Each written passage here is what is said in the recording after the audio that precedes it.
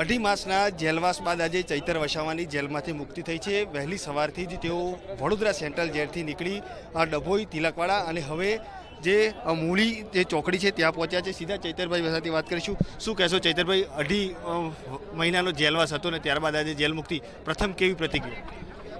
80 દિવસ બાદ નામદાર હાઈકોર્ટે શરતી જામીન આપ્યા છે, જેને સહરતાથી અમે સ્વીકાર કરીએ છીએ।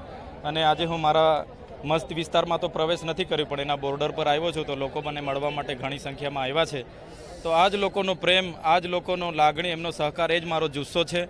જ્યાં પણ મને આવી રીતના દબાવવાની વાત થાય છે ત્યારે આ જ લોકોનો સહકાર અમને મળે છે, એ જ અમારી તાકાત છે। અમે એ જ રીતના આવનારા દિવસોમાં પણ અમે આગળ વધતા રહીશું।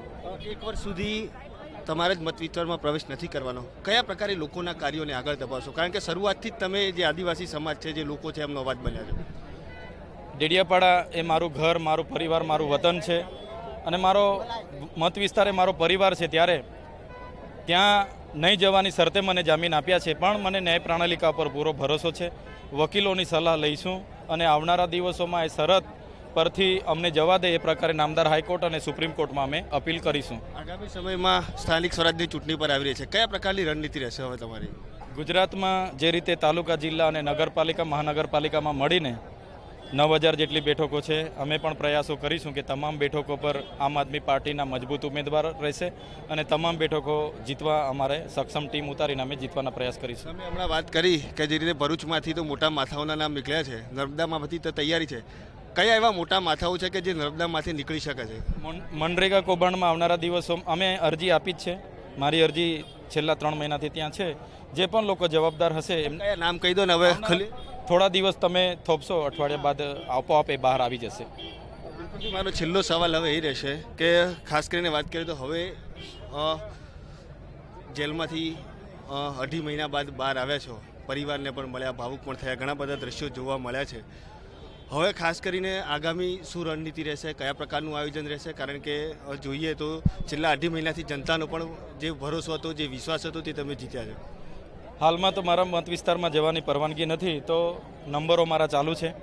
ઓફિસનું મારે શિફ્ટિંગ કરવું પડશે રાજપીપળા કાં તો ગમે તે જગ્યાએ, અને લોકોના જે પણ કામ હશે ડેડિયાપાડા ઓફિસે સંકલન કરીને અમે કરીશું। અને બીજી જેટલી પણ યોજનાકીય મિટિંગ છે એ મિટિંગ હું એટેન્ડ કરીશ અને મારી ઓફિસો જે ચાલુ છે ત્યાંના લોકોને સાથે રહીને સંકલન કરીને અમે લોકોના કામ કરવાના પ્રયાસો કરીશું।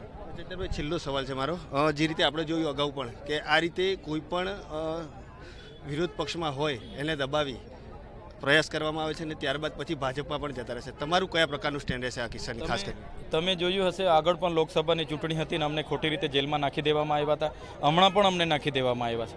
પણ તમે જોયું હશે કે જનતાએ જે અમને ભરોસો આપ્યો છે, અમને આટલા લીડથી ચૂંટાવ્યા છે, એ જનતાનો ભરોસો અમે ક્યારેય તોડશું નહીં અને એમના પર કાયમ રહેવા માટે આજે અમે પ્રકૃતિને પણ પ્રાર્થના કરી છે અને ચોક્કસ આમ આદમી પાર્ટી આવનારા દિવસોમાં પરિવર્તન તરફ આગળ વધી રહેલી છે અને ગુજરાતમાં અમે પરિવર્તન લાવીશું। ચૈતર વસાવાને તેમણે જણાવ્યું તે રીતે સતત તેઓ જનતાનો ભરોસો છે જીતતા આવે છે અને આજે પણ આ દ્રશ્યોમાં જોઈ શકાય છે કે ચૈતર વસાવાની જે જેલ મુક્તિ થઈ અને ત્યારબાદ આજે તેમનું જે મૂળી જે ડેડિયાપાડાનું જે બોર્ડર લાઇનનો વિસ્તાર છે ને અહીંયા જે મોટી સંખ્યામાં તેમના સમર્થકો છે તે પહોંચ્યા છે। ખાસ કરીને અલગ અલગ જગ્યાએ તેમના સમર્થકો દ્વારા તેમને આવકારવામાં આવ્યા અને તેઓએ છેલ્લે એ પણ કહ્યું કે હું હંમેશા જનતાની સાથે જ છું, અમને ખોટી રીતે દબાવવામાં આવે છે પરંતુ અમે ક્યારેય દબાવવામાં નથી અને છેલ્લે જે જનતાના ભરોસા પર મૂકી અને આખી જે વાત છે તેને પૂર્ણવિરામ આપ્યું હતું। ખાસ કરીને વાત કરીએ તો જે રીતે ભરૂચ સહિત નર્મદા જિલ્લામાં પણ મનરેગાનું કૌભાંડ છે, આવનાર સમયની અંદર તેઓ તેને પણ બહાર પાડવાની વાત કરી છે। ત્યારે ચોક્કસથી હવે જે ચૈતર વસાવા છે તે 1 વર્ષ સુધી પોતાના મત વિસ્તારમાં પ્રવેશ નહીં કરી શકે, પરંતુ તેઓ અલગ જગ્યાએ પોતાની ઓફિસ બનાવી અને જે પોતાના મતદાર છે કે જેમણે મત આપી અને તેમને જીતાડ્યા હતા તેમની વાત ચોક્કસથી સાંભળશે। અડધી રાત્રે પણ તેઓ આજે તમામ જે લોકો છે તેમનો ફોન ઉઠાવવા માટે તૈયાર છે। કેમેરામેન ડીકે સોલંકી સાથે અલ્પેશ સુતાર, ગુજરાત ફર્સ્ટ, વડોદરા।